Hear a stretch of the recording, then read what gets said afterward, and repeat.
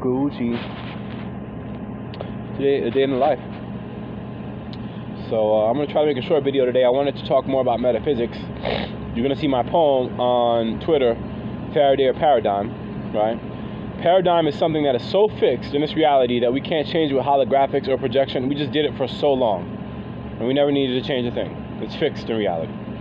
Faraday is, I'm going to explain to you what Faraday is. It's like the idea of a Faraday cage. It's a holographic projection. It's a world that someone puts just in front of you for you to see it, using things like holographics and ethereal matter, right? It's basically like, you know how you have a phone and there's pixels in your screen and there's 2000 by 800 or something, right?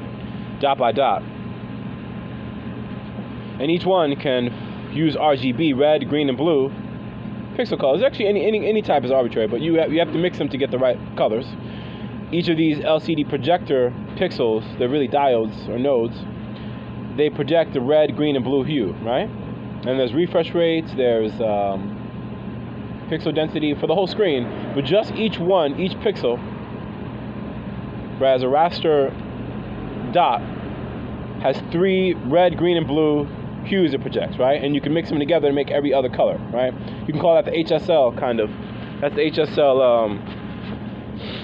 That's HSL sliders if you use like Affinity Photo or whatever. But the whole point I'm making is you have a single node that is part of an LCD screen, right? I'm going to discuss this little node right here, because think of holographic projection as a single particle that does this, but it does it better. You see, it does it better. I'm going to explain what it is, right? So you guys are talking about Tupac holographics. If you want, you could take steam and just project light into it using 3 different projectors, XYZ, side, front, and bottom, or side, front, and top, right?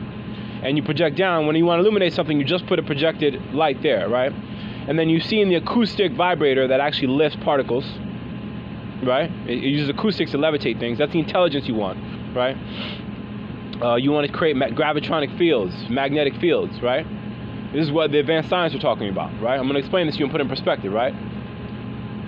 So you have this LCD dot, this LCD node. It has red, green, and blue hue, right? What if we take a particle that's just air and maybe mix with something like a very still filament that energizes, right? It excites, it conducts, right? And you give it one of these red or green, blue hues. And so now there's something where there was empty space before, there's a floating particle, it energizes and projects a color. You see? Just enough for you to see something. Let's say you take 100 million of those and space them correctly, and you project an image of a person using this floating holographic projecting particle, right? If you do this correctly, you can make a partially holographic world. You can even make someone appear somewhere, you see? So now you're bringing a screen, but you're taking it as a projection device and you're putting it wherever you want.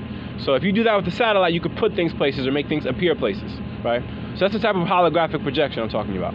So if you do this well enough, you might be able to create an artificial world, but by the time you're doing that, you're spending all this energy to make an artificial world. We have a fixed reality here, which is the kernel of the consciousness of each atom that's constantly emulsifying and burning itself as it exhausts itself through time, moving it forward constantly, dimensionally, to experience new things. So that's about experience, you see? When I talk fast, you can stop and rewind and go back.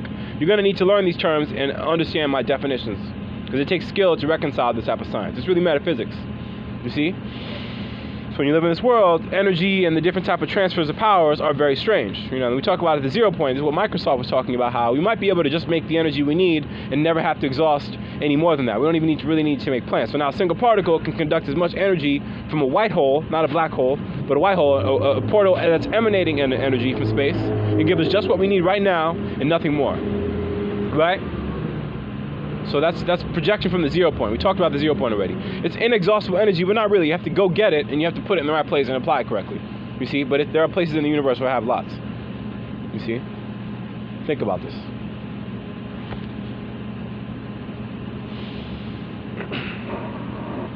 Farted.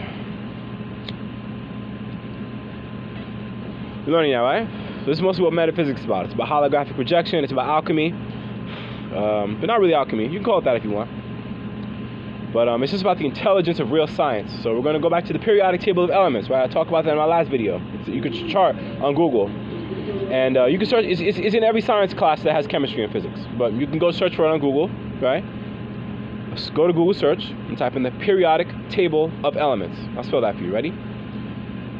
PERIODTABLEOFELEMENTS. Periodic table of elements. That's what you want. See how dope that is?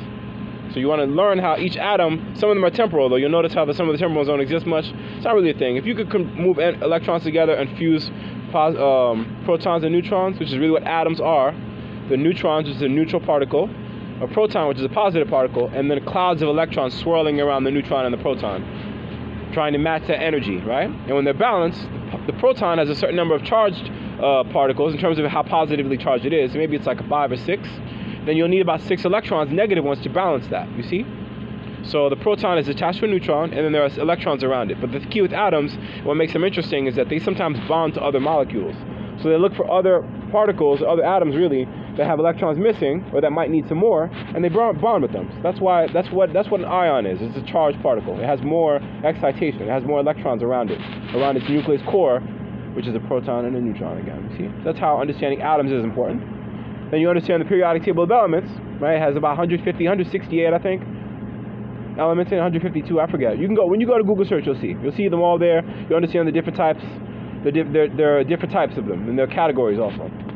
On the top left of each one, of each particular element, right? There's a box with the element. It has a letter name, 1 letter, 2 letter, or even have a color. On the top left of each element is the atomic weight. This information is very important for metaphysics because we still use the same rules in science. It's just that when things get too extravagant, the world is not fun. You see? So Sigma the Sentinel says there's really no need for this. If you're not learning within, you're really just a human being that's in conflict with yourself. You see? When you get to the top of the parabola and you master metaphysics and you realize I can make weapons where I can refine my truest love, most that get up there decide, I'll just go back to being an artist. That's why you see so many artists in the world, so few nuclear weapons engineers. You know, there's nobody really mills their hurt in the end. That's a very important lesson there. We don't mill our hurt in the end. You see? We don't mill that hurt. You don't ascend as an ascended master and say, I'm so glad I destroyed so many things. No. There's always a right reason for things.